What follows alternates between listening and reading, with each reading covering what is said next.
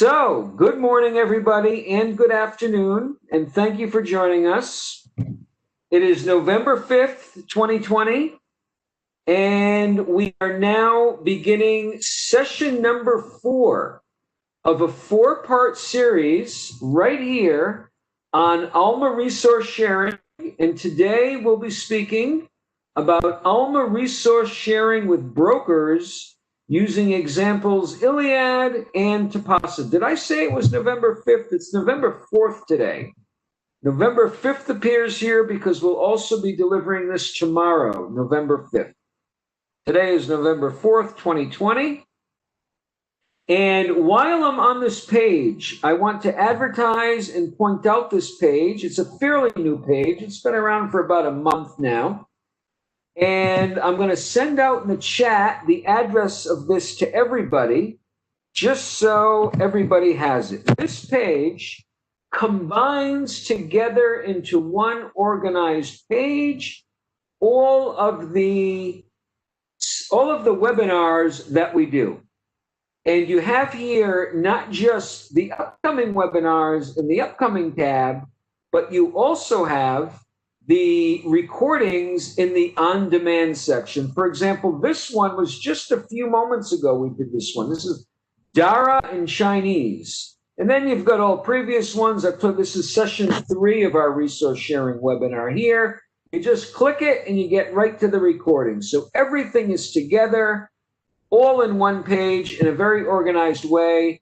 People don't need to look around, where did they save this, what page is this on, etc. It's all here.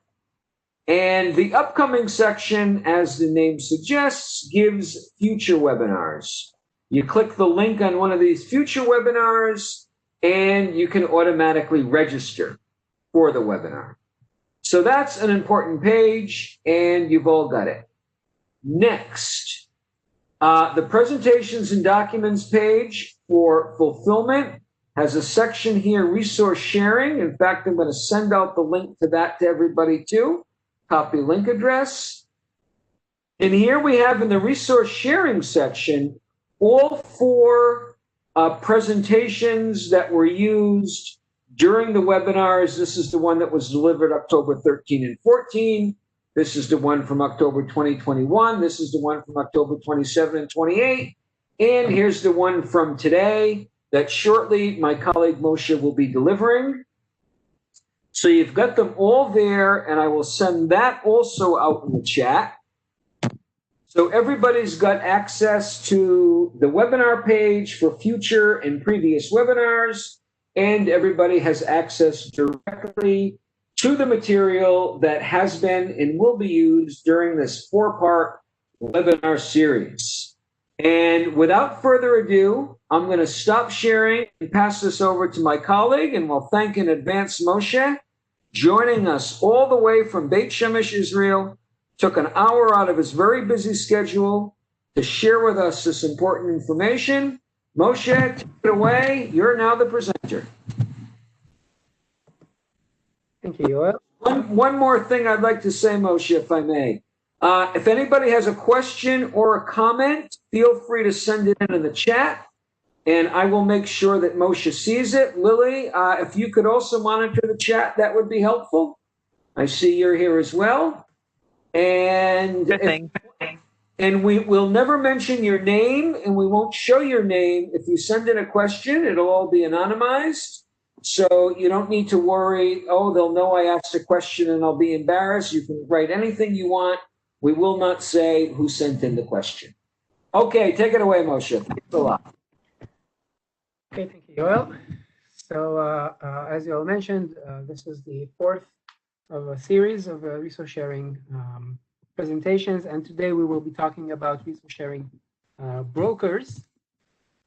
And like we've been doing on the previous sessions, we'd like to talk, put this in the context of the different flavors of resource sharing, talk about the advantages of working with Alma and broker systems, and about the specifics, the tweaks, the configuration options, the optimizations that make that workflow work so nicely. And of course, we want to dedicate most of our hour or so to talk about the workflows, the configurations, and just make sure we're all familiar with everything that has to do with managing broker system integrations with Alma. Of course, we would like to have questions and provide answers as much as possible. As you all mentioned, that could be done through the chat. There is some that have been sent in advance, but of course, feel free to send through, and we'll try to relate to any question that comes in. Okay, so that's the first table that we started all of our sessions with. Again, to put things in context, we are talking about this column now, the broker integration, which has a few attributes when a broker system is communicating with Alma to manage the resource sharing processes. That means that that external provider, that external system, is what's managing the partners. So Alma does not manage the list of borrowers or lenders. They are all managed within that broker system. The requests are managed by the patron's home library, which would be the case for most of the scenarios, most of the flavors. And the pickup locations are at the patron's home library. So every step of the resource sharing process happens at the patron's home library. But in case of a broker integration, the patron experience does have to do with or includes experiencing an external provider. There's another system that manages the resource sharing workflow. It is not only Alma, and the patron may be exposed to that, not necessarily, as we'll see, but typically will be exposed to that. We'll be interacting with that other system, as we'll see. Broker systems many times will be integrated as an option of last resort. It does not have to be that way, but that will be a very classic use of broker systems. So they may be used as the only system that the library uses, of course, with Alma, but it may come with other partners that are managed within Alma, and the broker system is only that last resort. Which brings us to when or why would you be using broker-based resource sharing, and of course having that integrated with Alma. Well, basically, could be a few reasons why you would be doing that. One is, of course, you're already part of a network. That network uses some broker system, and of course, you would like to continue your participation in that network. So obviously, continue to use that broker, but of course, you want that as integrated as possible into your Alma workflows. So you have to, as little as possible, have to worry about working in two systems.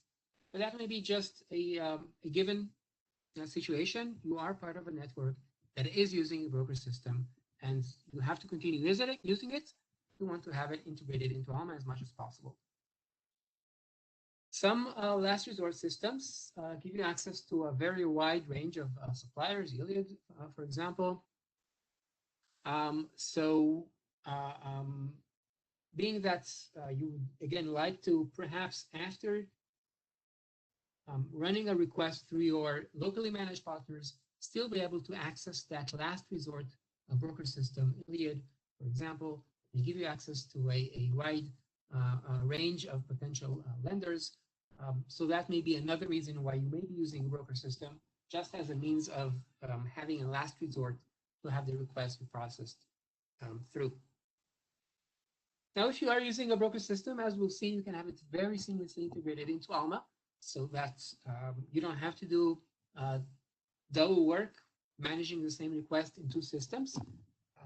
The broker system will classically be where you manage the resource sharing actions, the receive, the ship, the return actions. Alma will be orchestrating all of the fulfillment and inventory management aspects of the process, as we will see. Of course, the discovery and requesting process can also be integrated into Primo. We'll see that shortly. So you can have a very well integrated process into Alma while still working and having the benefits of working with a broker system that is external to Alma. So in Alma, the workflows are really fully supported. Obviously, the vast majority of broker systems that integrate with Alma do that for physical workflows. There are options also for digital workflows. They're usually of less interest, but just for you to know. Of course, the integrations are based on standards. So Alma is doing everything with standards. We'll talk about these standards through this session. Of course, most importantly is NCIP, but other standards. So it is very standard, meaning that Alma does the same for any broker system. And that is therefore very easy to integrate with more and more broker systems as we come across more of those systems. As we'll see, there are some basic workflows. We'll cover them in this session, but there are also some non-basic workflows that can, and some of them are integrated at some sites. We'll hopefully have time to talk about some of these less used, perhaps, workflows, but it would be nice for you to know about these options as well. And of course, the last bullet, I mentioned that briefly. The broker model does not conflict with the other models. So the library can be working in more than one model.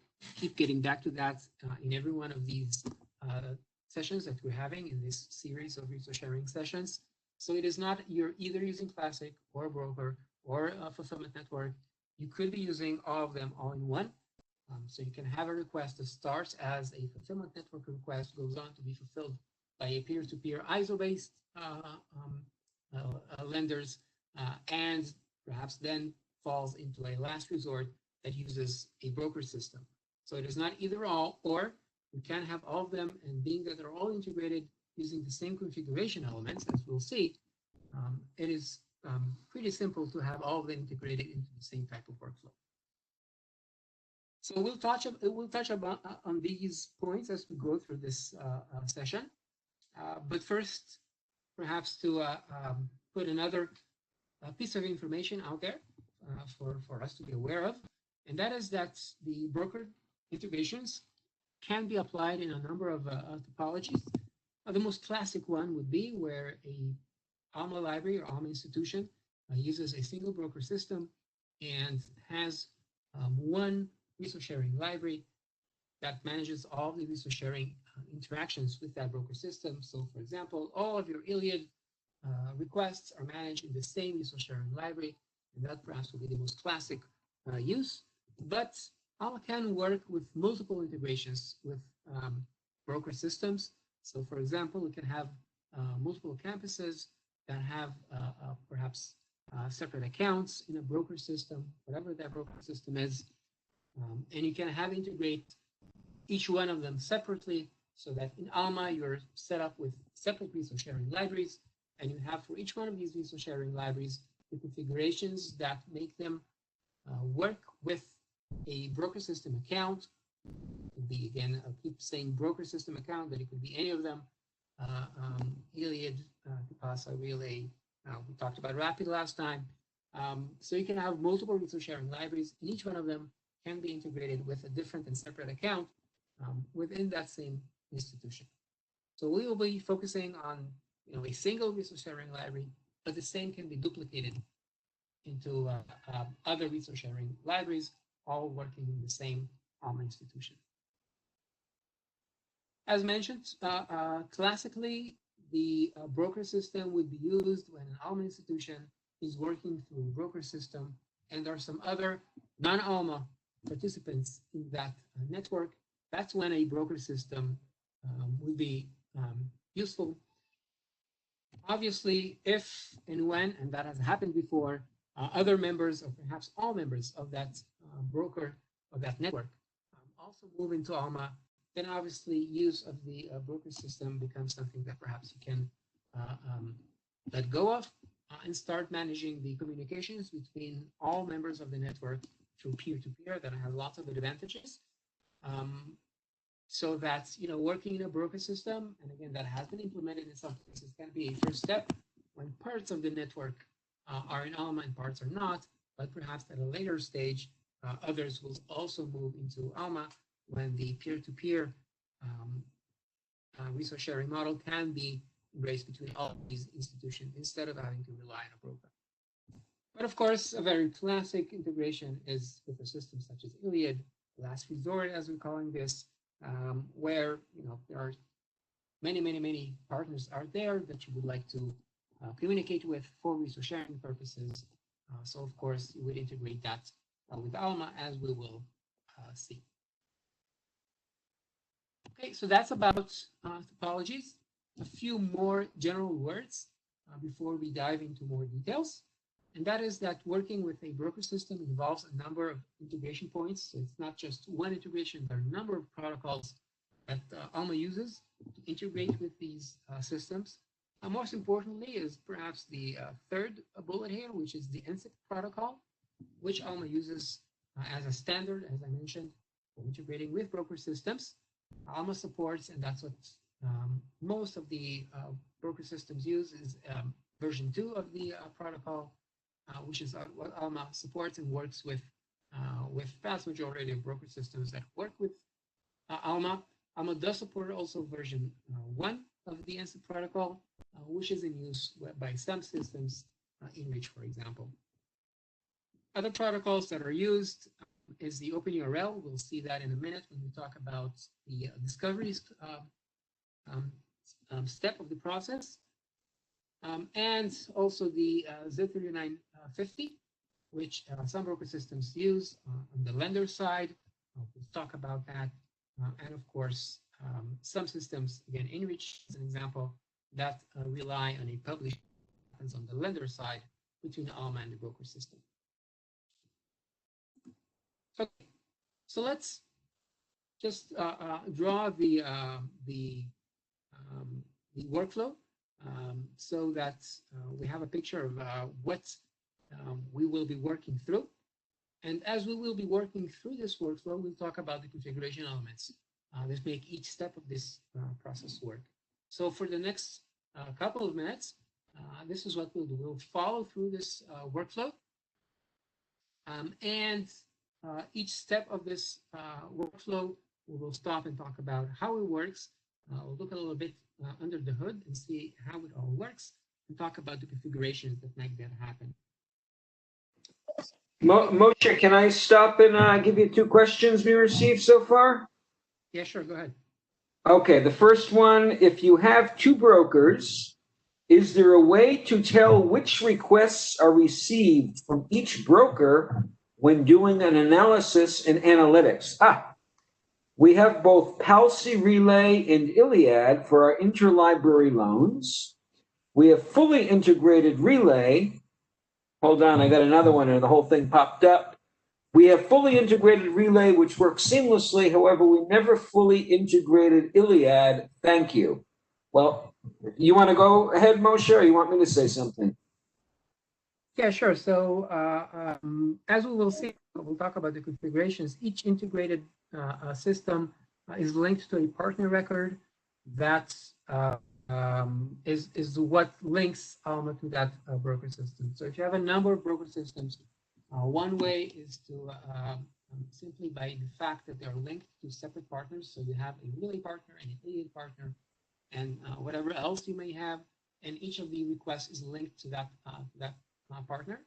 So you can by that very easily identify which of your requests are managed by which partner. Another option is to also separate them into resource sharing libraries. So each one of these partners can also be managed by a separate library, as I mentioned. The different libraries, of course, is also an element that you can report on analytics. Okay, another one, Moshe. If suppress from external search is marked on a bib record, will the broker system not see the resource? So if something is if something is suppressed, that does not affect the broker integration. So the way that you decide to expose your records to Primo or to other discoveries, perhaps, does not affect what the broker system knows about you. It depends on whatever you publish or whatever you expose through your Z39, as we'll see, that will make your resources known to that to that broker. Okay, just to clarify, it's suppressed from external search, not suppressed from discovery. Yeah, so all suppressions. Okay, still the case. Okay, thanks. Yeah. That's all we got. Continue on, Moshe. Sure, okay. So the workflow we see right now is the workflow that will follow through, as I started saying before. The first step will be a patron that is placing a request. That patron may access directly the broker system and place a request, but may do that through Primo, and that's the example that will follow through. And we'll see how the request can flow from Primo into the broker system. Once the request has been created at the broker system, step 2 will be that the broker system assigns this request to a lender. So now we have step 2, which is the request exists at a lender. Notice that the resource sharing staff here at the lender side work only at the broker system. So they do not have to log in ever into Alma to do their work. They can do their work entirely from the broker system. And we'll see how they can do that. There is also an option to transfer a lending request into Alma already at that initial step. That will be the less common scenario, but is something that's supported, and we'll mention that towards the end of the session as we quickly run through a number of less common scenarios that are applicable and you can use. But normally, the resource sharing staff will be doing that within the broker system. That's where they live, that's where they log in, that's where they manage their workflows. Of course, as they work in the broker system, there's continuous updates that go back and forth between Alma and the broker system. So for example, when they're doing a ship action, as we'll see, that affects a physical item in the Alma inventory without having the resource sharing staff have to go into Alma and do that update. Of course, we'll see that. The next step, well, after the shipment has done on the lender side, the item is received on the borrower side, and here too, the resource sharing staff work only in the broker system. They do not ever have to log into Alma to do any of their work. They can do the receive action, and again, updates will automatically flow through to the Alma side, as obviously this receive action affects fulfillment processes that will be triggered by it. So the next step will be that the patron gets a hold shelf notification, comes to a hold shelf, the loan will be managed. All of that is the fulfillment staff managing, and they are managing that in their Alma. So their fulfillment staff, they don't do resource sharing work. They do manage hold shelves, they do manage loans, and they do their work with resource sharing received items through Alma, just as they do for any other non-resource sharing item. So we'll not talk about this part of the workflow. We'll skip this. This is just standard fulfillment. Once the item is returned, the next step will be that the resource sharing staff return the item, that is returned back to the lender. And again, that's an action that you do in the broker system. Again, updates flow through Alma. We'll see them as we follow through the workflow and follow through the configurations that make that happen. And of course, the last step is for the resource sharing staff to check in the item, and again, do that in your broker system. But the most important concept is the fact that the resource sharing staff work here only within their system, but Alma is continuously in the picture. So Alma knows about the shipped items, the received items, and on the borrower side can support the full fulfillment aspects of the process without requiring any double work by the resource sharing staff. So what remains for us to do is now dive into each one of these steps. And again, the way that we will do that is we'll talk about this step, see how it works, and talk about the configuration elements that make that happen. And the first step will be the request step. As I mentioned, the patron may go, and that's the library's decision, how to expose the resource sharing options for the patrons. It may be done through a direct access to the broker system, but may be done through Primo. And this is what it will look like. I'm here in Primo. I'm logged in into my demo environment, doing some search, finding some record that happens to be not available out of the library. In the Get It section, we find it in the library section. I can see that the item is not available. I do have resource sharing options up here. My demo environment here is configured with a number of broker systems. We'll see how that configuration happens.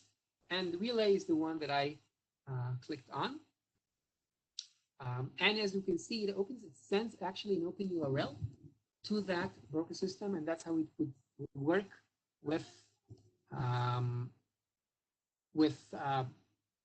the majority of the broker systems, if not all. What I've captured here is I captured the open URL that Alma actually created. We can see here the open URL and all the information behind the iron curtain and the publication and publication place and whatever, ISBN, everything is sent by Alma using an open URL to the broker systems. The broker systems, Iliad, Relay, Tipasa, all know to open up a populated request form, and that's how they know how to populate that form. Alma sends this in an open URL, and of course, they all support that as a standard. So they know what the title, what the ISBN is, and can open up a populated request form. Some of these broker systems will first require that the patron authenticates to that system. Others may not require that, will rely on the patron being forwarded to that system after an authentication. And having that open URL include patron information. What you need to do for that to work, there are two options here. We'll talk now about the first one. Later in this presentation, we'll mention another option. But mostly the configurations, if not all, that we will be discussing will be done in your partner record. So you define a partner record, and as you can see, I'm looking now at a snippet of the partner record, part of it. You can see that the profile type that I've defined for this partner record is NSIP. And when I do that in the parameters tab, I can configure a few things. And the element that we're talking about right now is the URL template. This is where you configure your base URL or the open URL. So if I'm working here and this is my whatever relay account, I will be configuring the base URL for my relay, Iliad, whatever system. And that is how Alma knows to take this base URL and attach to it the metadata that is going to be pushed on to the broker system. And again, most of them will support that. And that's what will cause that link in Primo to show there, that Iliad link or relay link, whatever, to show there in the Get-It, as we see. So the result of this process is that we had a patron do a search, and that search could be in your local institution, it could be in a network zone, it could be anywhere that Primo lets you search. The request option will show there based on this configuration, the partner record of type NSIP, the URL which you configure there, and there you go, you get the request. Quickly running on through this, the lender gets the lending request and will now do the ship action. Many times the ship action will be done directly from the broker systems. So that's a very classic use.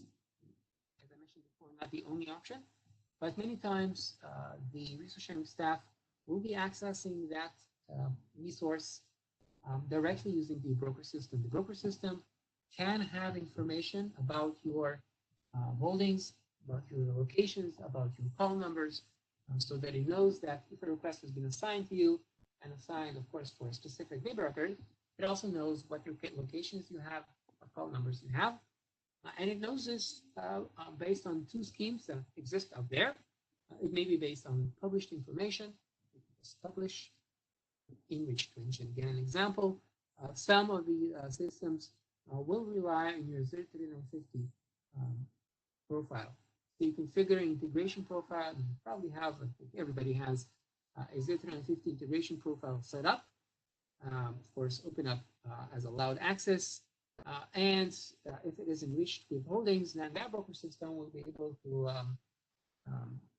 query Alma for holdings information about that specific record that it knows about, and by that be able to show you in Relay, for example, what locations and call numbers are there for fulfilling this request. So you can go on and create quick slips or whatever without involving Alma yet at this point, other than the fact that the information has been pulled from Alma. So you need that 3950. The broker system works with 3950, or of course, the broker system will know based on your published information if it is a broker that uses publishing. At this point, we got an item. We, the lending staff, have an item at hand, and we'll be going on to ship that item. Shipping that item, as I mentioned before, is done in the broker system itself. So we'll be going into the Iliad. I'll be scanning in the item barcode and saying, okay, I'm shipping this item for this request and doing this action. What all broker systems do at that point is that they send a message to Alma, which is an NCIP message, NCIP. That's the name of the protocol that is widely used standard for this type of integration. And what you're seeing right now is the message that is sent to Alma. Just for a quick peek into the the under the hood of how it works, the message includes the institution code. This is the institution I've been using for my demo. It would be your 01xxx inst whatever you have, or whatever other institution Alma code that you have, and that's why the broker system needs to know your Alma institution code. It also sends out the partner code. So I've used here OCLC, and therefore it needs to know the code of your partner. We'll see that in the next slide, and that's something that needs to be configured into the broker system. So the broker system will be sending out this message using these elements. As I mentioned, it will also be sending a user ID. You don't have to worry about this user ID. The Alma does not use it, so whatever the broker sends will be okay. And it also sends the barcode of the item that is going to be shipped. That's a real barcode, and the request ID. So if I send out this message, and I'll be using here some clients for sending out the message, do notice that this is the URL that the broker system also needs to know. So the broker system, we mentioned, needs to know your Alma code, needs to know your partner code, and it needs to know your Alma URL, which will be your URL, whatever institution you are, whatever URL using to access Alma, up to the .com, and from there /view/ncip servlet. That's the URL that you have to configure into your broker system. If you are using version 1, which is an example here, then there's also v1. But typically, this is the URL that you need to know. Your Alma, it could be your CNAME URL, it could be URL such as this, NA01 or NA02 or whatever. But then that suffix /view/ncip servlet. So it's going to be sending out that message. And yeah, let's have that message be sent out. And there we go, we got the response. By the way, the due date has also been communicated in the message. So we got an October 18th due date there that came in the message. And this is what it looks like in Alma on the lender side. So remember, what we did is that we sent a message that indicated to Alma that the request has been sent, has been shipped. Therefore, the result of that in Alma will be that we have a lending request created in Alma. So I'm accessing my lending task list, and I'm looking at requests from today, and here I can see my lending request that has been created. Notice that the request has the external identifier. That's the external identifier that has been communicated by the broker system in the message. The barcode, which is the item barcode that again has been sent through by the broker system. You notice that the request is already shipped because the message indicated to Alma that you sent away that item. So we have a request created in Alma already shipped status. And we can see the due date that come through October 18th in this example. So we have a lending request, and Alma also, of course, change the status of the physical item. So I'm now looking at the physical item itself, and I can see that the item is not in place. That's because it's been shipped. It is in a resource sharing process. And you can see that the way Alma manages this is that it moves it temporarily to the resource sharing library and to the resource sharing lending location. And clicking on the process, we can see more information about the process. We can see the exact request that this is linked to, the due date, all that information we can see by clicking on the resource sharing link over here. So we saw that the message is sent to Alma at the point that the item is shipped. We saw that a lending request is created in status of shipped. We saw that the item is already out of play, not in place. It has a due back date, which is the due date that the lender is communicated.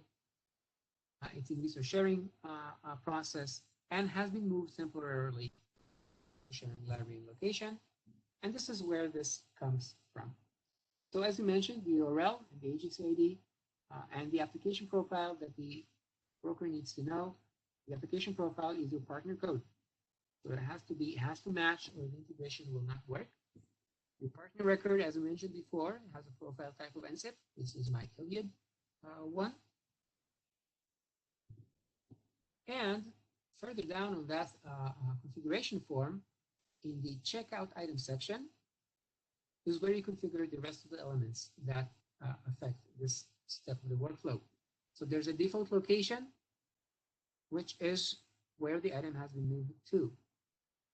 Of course, the library came from the default library owner that is configured for the partner. The location comes from the checkout item, and the item may be assigned a default item policy at this point as well. This is where it comes from, the checkout section in the resource sharing partner parameters tab. Okay, running quickly through this. The next step will be the receive action. Borrower staff receive within Alma. So again, they get an item and they scan it into the broker system, into Iliad relay to tell the system, I got an item. The result is that the broker system sends to Alma what we call an accept item message that notifies Alma there's a new borrower request. I would like to emphasize that up until this point, Alma does not know on the borrower side that there's a request. Remember, the patron was navigated directly into a relay request form or an Iliad request form. The request was created in relay or in Iliad. At that point, the fact that there's a borrower request was not yet communicated to Alma. So Alma does not know about the borrower request up to the point that the item is actually received in the broker system. That's just the way that most of the systems work. And at that point, they notify about a received item. The message has those same elements we mentioned before. So it has your Alma code, your partner code. It sends out a request ID, which will be the request ID on the borrower side.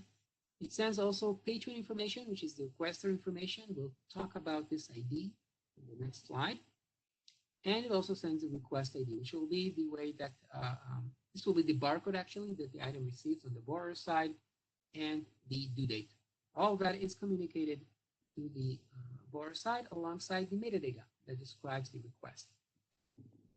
So again, I'll take this message, I'll post it here into my little application here to send this message to Alma so we can see what that looks like.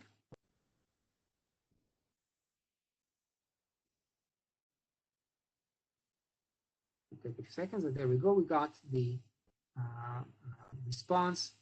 Let's see what happens in Alma at this point.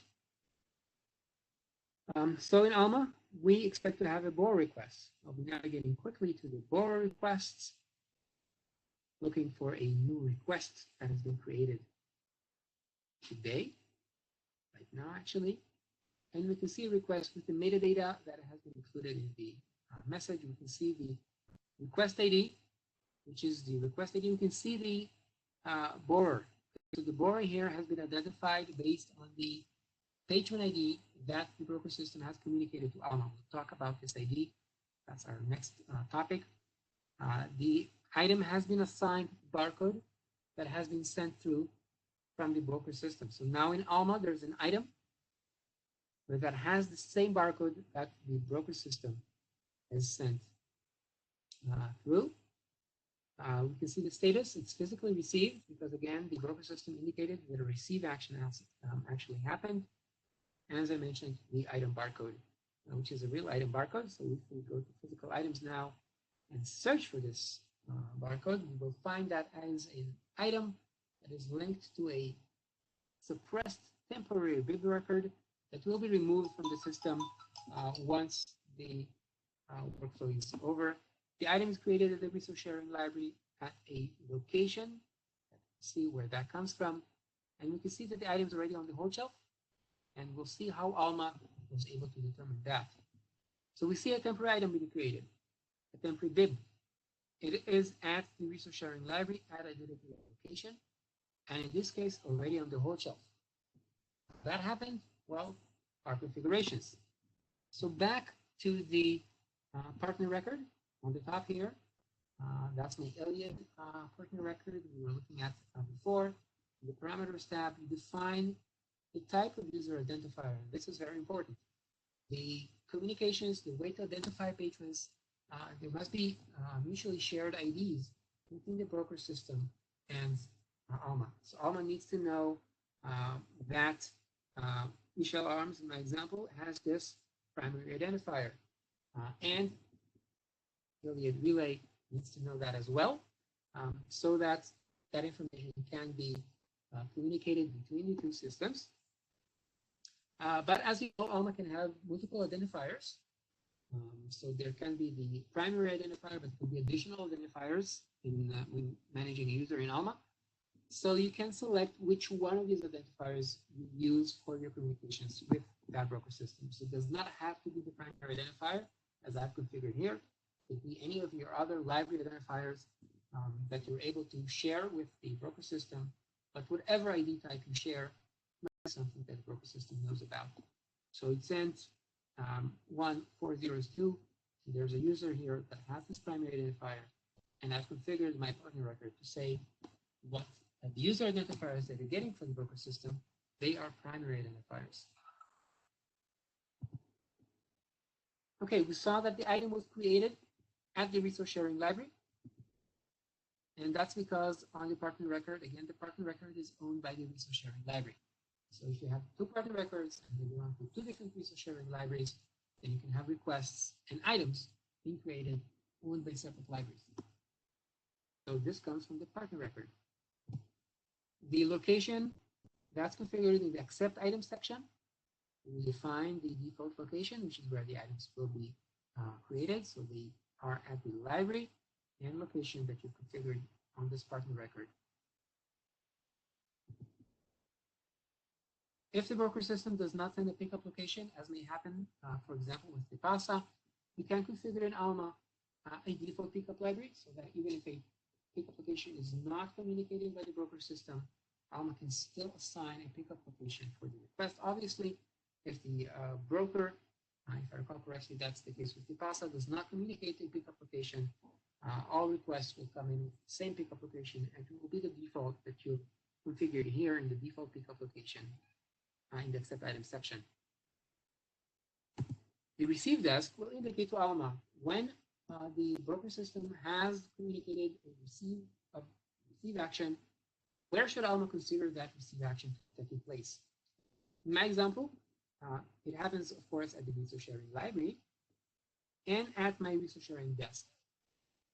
That's how Alma knows, in our example, to say the request that I demoed right now had a pickup location, which is the resource sharing library, and the item has now been received at the resource sharing desk, because that's how we configured here.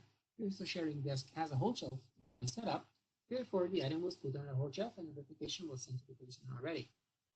If the receive desk here is a desk at the resource sharing library that does not have a hold shelf, then the result of this check-in action, this accept item action, will be that the item will be in transit. So no hold shelf will be sent to the patron. Instead, the item will be considered in transit. And in fact, that's a way, if you want to prevent the hold shelf message to be sent right away when the item is checked in Tipasa, you can do that by assigning the accept item action to happen at a receive desk that is not a hold shelf.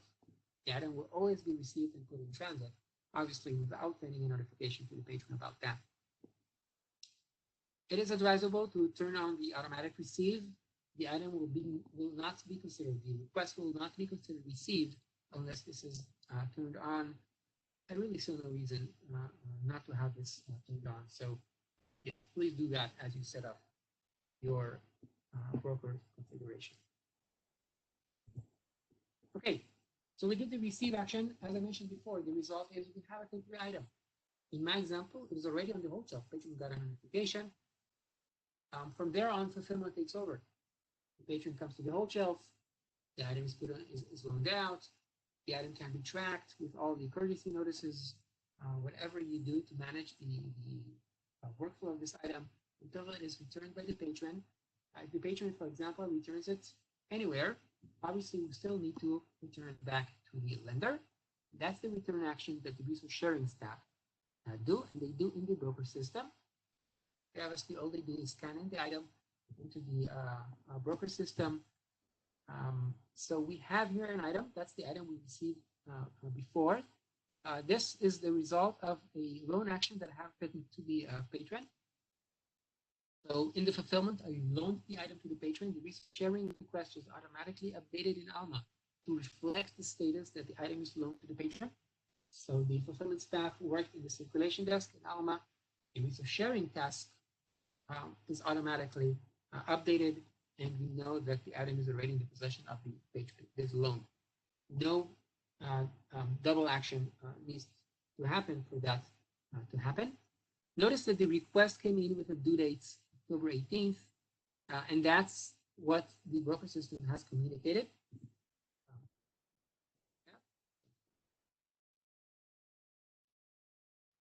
So even though this is the due date that has been communicated, if we go on and take a look at this item and take a look at the item itself, barcode, and look for it as a physical item, we can see the item is on loan.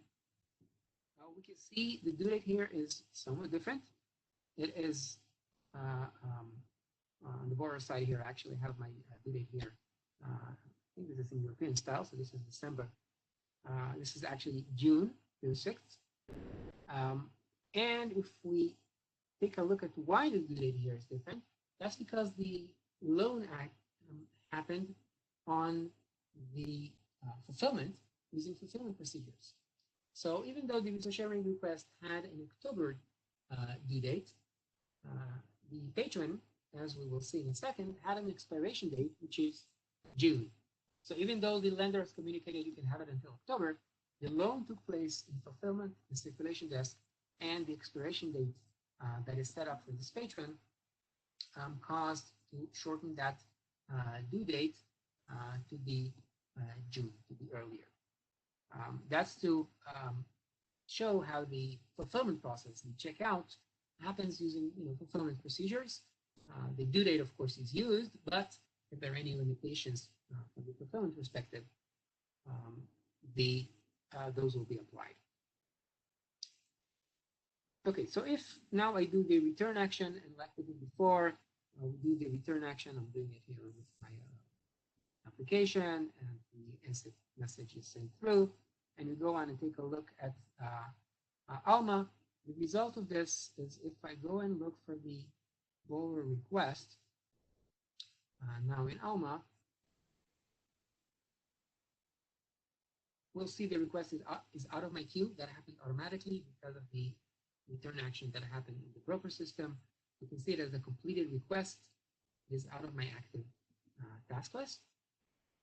Likewise, if I look for the item, that's the barcode we were using before. If I put this barcode and now I look for that like we did before, then I expect this item to be out of the system, gone. and the bib, the holdings, everything is has been automatically deleted. There we go. So the item is not there anymore.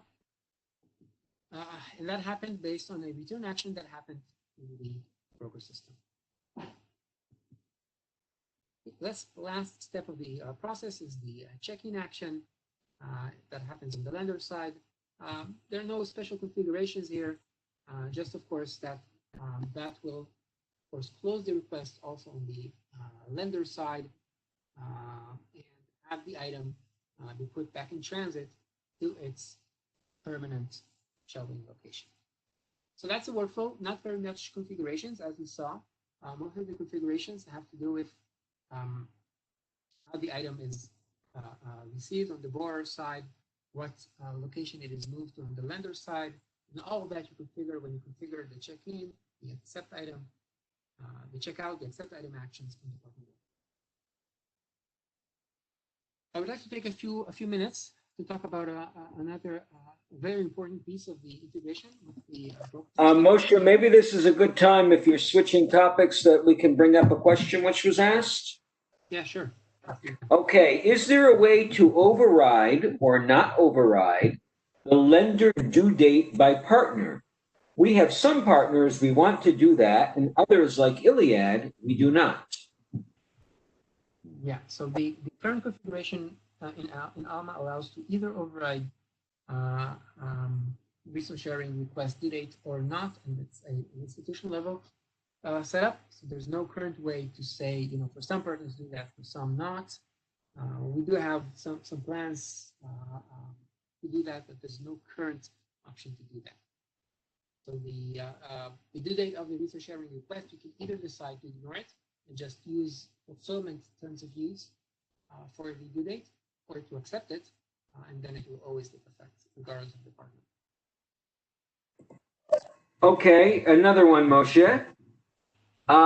In a scenario where materials are published, in a scenario where materials are published to and kept up to date in OCLC, and thus lendable through Iliad, which do you consider to be the broker? Would you do it again? Yeah, I'm not sure I fully understand, but the broker system is the resource sharing system that we're discussing here. So it has knowledge of what you have, and that's the broker system. The resource sharing system is what I'm calling the broker system. I hope I understood correctly the question. Okay, one more, please, Moshe. Somebody writes, I see a few references to Primo. I presume things would work similarly for Summon over Alma sites. Definitely, yes. So my apologies. Yes. Say Primo, but all is the same for Summon. Okay, one more, Moshe. Well, one more for now. They're coming in as I'm speaking. When will these plans for Iliad due dates be implemented? It has been the #1 request in resource sharing in my consortia for years. So I obviously don't have offhand the plans.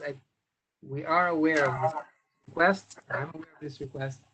I'm sorry, I don't have offhand the current timetable for that, but it's definitely on our backlog. Okay, another one, Moshe. Why is it less common to manage lending in Alma? Wait, why is it less common to manage lending in Alma? Can lending be fully managed there? In the scenario I mentioned before about publishing to OCLC and lending to Iliad, or is it only possible with physical, not digital fulfillment? So I mentioned this very briefly. You could do also your digital fulfillment using the same mechanism I've been describing. There are some differences in the instant communications, but it can be also digital. I assume that will be much less popular. There's much less to gain for digital because there's much less of a workflow. Digital, inventory going back and forth, loans, hold shelves, etc. That is doable. We're not talking about this in this session. It is very rare from what I know. The workflow, there's a lot more to gain on the borrower side, obviously, of the whole shelf management, loan management, the temporary item, bib, everything created on the borrower side. But as I'm trying to emphasize here, there's also a lot to gain on the lender side by having the item that is shipped be marked as not available. It shows up in Primo as not available. It has a due date, so the patrons in Primo can not only know that the item is not on shelf and has been shipped, but also know when it is expected back, and that due date is the due date that the broker system has assigned. And obviously the staff can monitor their inventory, so they know what of their items are currently not in the library by monitoring those items that are in a temporary location, as we mentioned. So it helps both the library staff and the patrons to get more accurate information about inventory and delivery options by integrating both the borrower and the lender side. Okay, one more, Moshe. Will this work the same if you set up resource sharing as a location instead of a library?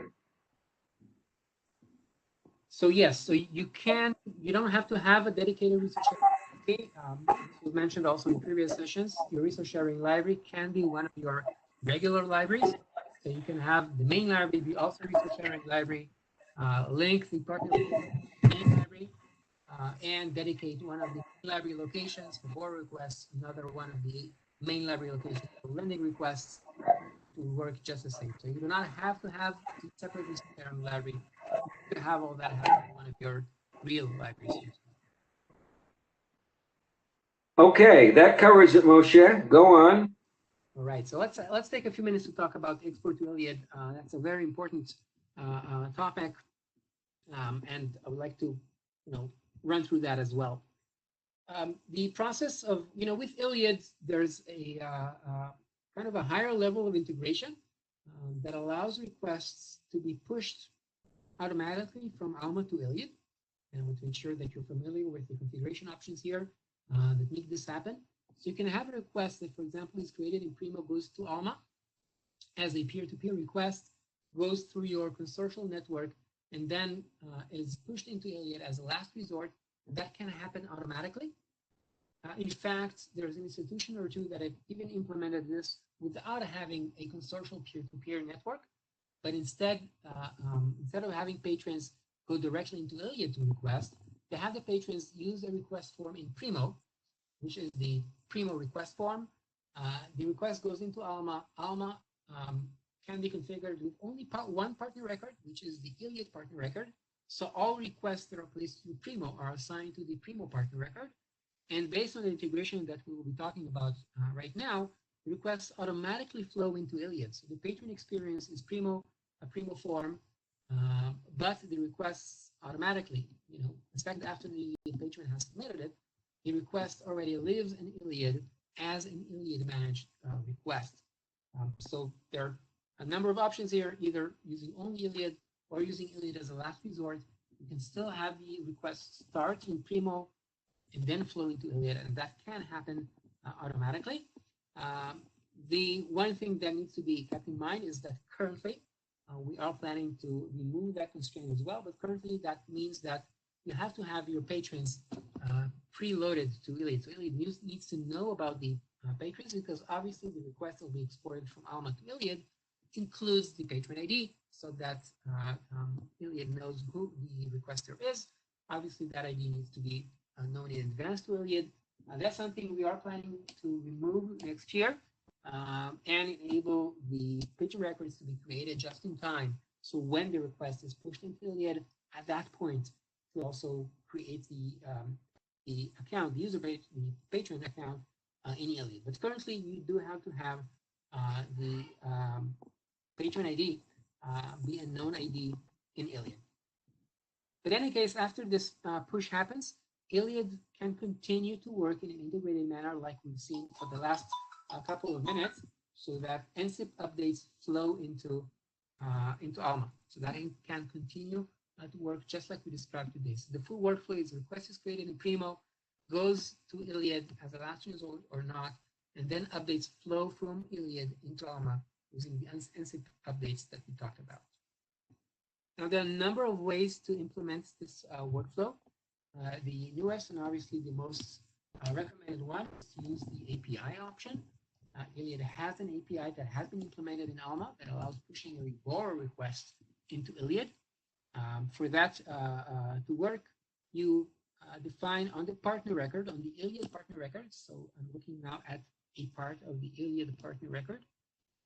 And down in the parameters tab, there's export to third party section where you choose that Iliad, I want to use API. So this section will show up only if your system type, the partner record, is defined with system type Iliad. Then you'll have the section and you will be able to configure it to use API. Of course, then you will configure the URL that you get from Iliad, your key that you need to use. So that's information that you get, of course, from OCLC. And you may also configure here the name of the tab that Alma will use to communicate the request ID information. Of course, if you want to have that third step integrated, then you need to have here some element that is aligned with the configuration in Iliad, so that Iliad knows that Alma sends the request ID in this element, and then Iliad will know to send that information when it sends the accept item message and the checkout item message, whatever, to Alma. So if you want that third step, configure this. And also, if you want that third step, do not close the request and export it. This is an option that allows you to say, you know, when I exported the request, step number 2 here, close it in Alma. I don't want to get additional updates from Iliad, just have the request closed in Alma. If you do want to get updates from Iliad, and that will make your workflow much richer, of course, then do not select this, and the request will remain in Alma when exported, and wait for updates from Iliad. We mentioned about the user identifier type, so we need to talk about that again. Another option is using emails. That's the older option. So you can set up an email address here, and Alma will send an email. It looks like this. It has information in the email to a dedicated email address that you define on the partner record here.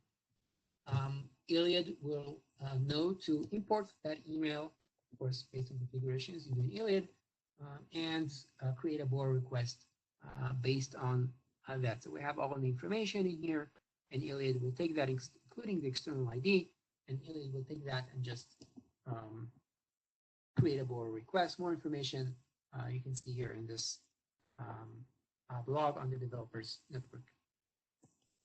That's the older option. In either case, we are talking about a borrow request that is linked to an NCIP partner, that is the Iliad partner. You could either have the Iliad partner just put as last on a rota, or you can have separate rotas, a rota for your consortial peer-to-peer partners, and then another rota for Iliad. You just use rota assignment rules to say first assign rota 1, then assign rota 2. This way, all your requests will first get assigned to your consortial partners, and only then to Iliad. So you can either use an order rota, as we call it, with Iliad last, or you can have your consortial partners in a non-ordered rota, and Iliad in a separate rota, and use the rota assignment rules to say first rota 1, then rota 2, and then it will always randomly select or randomly order your consortial partners, and only then assign Iliad. This is what a request will look like. This is what the ordered rota template will look like. Iliad last, and then when the request is created, we can see Iliad last, and when the other partners have rejected my request, Iliad becomes the active partner, and then the send action triggers that email or API call to Iliad. So the request exists, it is assigned to the Iliad partner, and I'm saying here Iliad, because with Iliad we have this API, but basically the concepts are the same regardless of the partner. It's just a matter of implementing the other APIs where they exist. Okay, so the email and the API options that we've been discussing until now is a way for you to have borrow requests automatically be pushed into Iliad. So the request remains active in Alma. And in this scenario, obviously the patron doesn't even know that the request went on. The patron just placed the request. Alma tried to use your consortial rota for that. If it could not fulfill it, then it pushes it on to Iliad. Another option may involve the patron in this workflow, and that will be by having the requests, setting up Alma so that the request, if not fulfilled by your consortial local partners, be canceled in Alma with a notification sent to the patron, but that notification to the patron can include a URL that the patron can click on, and by that create a request in Iliad. This way the patron may be notified about this change in responsibility, and many times it will be something that you would want to do. The most popular reason for that would be that your consortial partners have one known SLA. Going through Iliad is a different SLA, so you may want to know the patron. You want to have the patron be notified that the request will not be fulfilled using our consortial terms of use, but may be fulfilled using different terms of use, so the patron can decide whether he or she wants to have the request go on to Iliad or not. So this is how you would do that. We will set up this is the email that the patron will get. So it will be a message saying request canceled. Your request has been canceled. And in here, there's a link. If you'd like to continue the request, you will need to borrow through interlibrary loan, and click on this. We'll create that open URL that we mentioned in the beginning of our discussion, and pop up a populated request form for the patron to continue. So you may put whatever wording you want in here. The terms of use for this interlibrary loan is this and that, so that the patron is well aware of what it means to have it through interlibrary loan. It's totally up to you. You can configure this message as you wish. So how that happen? When a request is canceled in Alma, a message, a request cancel letter is sent to the patron. That's the letter we're looking at right now. So that's the email that Alma sends to the patron. The request has been canceled. It is sent automatically if the rota has been exhausted and no partner was able to fulfill the request. It just automatically sends that message to the patron. And again, here the patron will decide whether they want the request to continue on through Iliad or not. And the way to configure this is pretty simple. Here's an example. This is a snippet from the XSL of the request canceled email. So looking at the XSL, I can put in there a condition. You see here, there's the XSL if and the XSL end if down here. And in between here, there are a few, there's some logic that can be put into the cancellation letter. So you see that this depends on the fact that the request is has a resource sharing request ID. Therefore, this little message here will show up only when this request being canceled is a resource sharing request. It will not show up if it is not a resource sharing request. This is achieved by this if statement up here, if resource sharing request ID. And then there's some syntax here that grabs the title and author and ISBN and whatever other information and concatenates it into a open URL. And that's the open URL that is figured here. Moshe, two things. I'd like to give you a 5-minute warning, and there's a couple more questions. You can proceed however you desire, but there's questions and there's only 5 minutes left. Yeah, so let's hear the questions. Yeah, let's do that. Okay. When a potential lender sees a request in Iliad Tipasa using WorldCat to determine holdings, do they need to check Alma for shelf availability to determine if they can fulfill the request? So the availability, that is whether it is available on shelf, then yes, that information is not exposed to these systems. So all they know is about the existence of holdings, their call number, not about the real-time availability of the. Okay. Next, your examples are Iliad. Is this whole process possible with Tipasa as well? So this example now that has export is with Iliad. We don't have access to an API that would allow us to do that with Tipasa. And we'll be happy to do that if and when we have access to such an API. Okay. In the Alma to Iliad setup, is the webhook URL in your example to be a URL which lands on our library, on our own library Iliad website? So Would you want to read it again? Yeah, please do that. In the Alma to Iliad setup, is the webhook URL in your example to be a URL which lands on our own library Iliad website? So if the question I understand it to mean this parameter here, that either is not the website, this is the URL that you need to receive from Iliad. It is not the same as your website. We need to let you know what that URL is. It is a URL of the API. So it is not the website. Will this work the same? Okay, we did that one. So someone else asked, will there be a recording of this session? Yes, there will. I showed at the beginning the website where we put all the recordings of all of the webinars. There will be a recording. Okay, Moshe, you've got 1.5 minutes. Yes, so I will cover one more question, the one that came in before, so we can cover one more question. It's obviously the purpose of our session is to help with questions. So this question came in, and it is about home delivery with broker systems. This was forwarded to me. So yes, broker systems can also process a personal delivery workflow and notify Alma that this item is received for personal delivery. What the broker system needs to do is to send a pickup location, and that's a code here that needs to be put in there. So the broker system needs to send that code, home delivery. I frankly don't know whether Iliad is sending this. I haven't seen concrete examples of that, but Alma will know to understand home delivery to mean this request needs to be received for pickup or personal delivery. It will trigger the workflow that Alma uses for personal delivery. So when this message comes in, Alma will create an item and already make it on loan.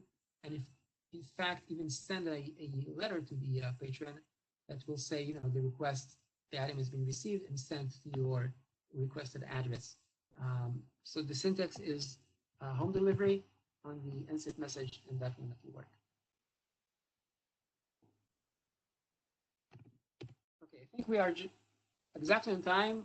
There were some other tips there that I was hoping we may be able to cover, but obviously there's a lot here, and all that information is on these slides, which are also available to you. Okay, thanks a lot, Moshe, and thanks everybody for joining. We'll be posting the recording and the link again to the presentation, and we hope to see you in one of our many next webinars. Have a nice day.